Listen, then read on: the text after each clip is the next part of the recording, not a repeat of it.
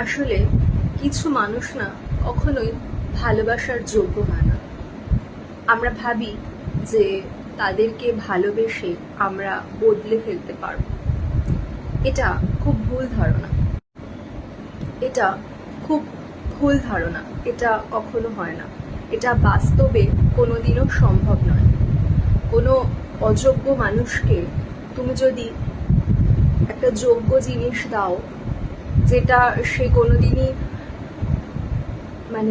সে deserving নয়, তার যোগ্যতা নেই সেটাকে পাবার, তাহলে সেটা সে কখনোই যোগ্য, তার সম্মানও দিতে পারবে না। তাকে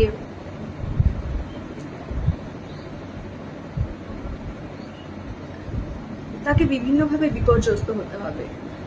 সব থেকে আর্থিকভাবে, মানসিকভাবে, দুদিক থেকেই হতে হবে। এবার আর্থিকভাবে বিপর্যস্ত হলে পরবর্তীকালে সে ক্ষতি হয়তো কোনো না কোনোভাবে সামলে নেওয়া যায়, কিন্তু মানসিকভাবে বিপর্যস্ত হলে সেটা না কোনোদিনও ভোলা যায়, না সেটাকে সামলানো যায়।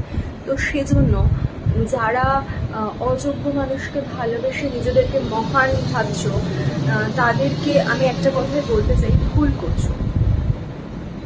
কেউ যদি তোমাকে যোগ্য সম্মান না দিচ্ছে, তোমার ভালোবাসাকে গুরুত্ব না দিচ্ছে, তাহলে একা থাকো। একা থাকাটাও খুব সুন্দর।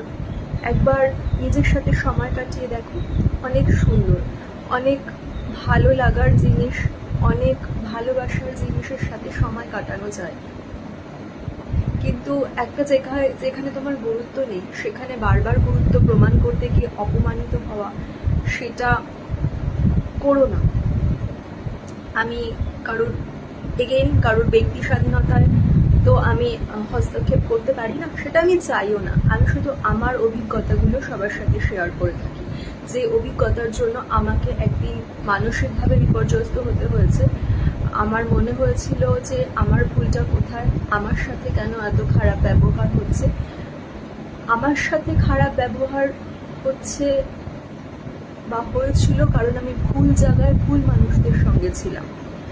সেই ভুল মানুষদেরকে ছেড়ে দেওয়ার পর, সেই ভুল মানুষদের বন্ধুত্ব ত্যাগ করার পর আমার জীবনে যা হয়েছে সব ভালোই হয়েছে।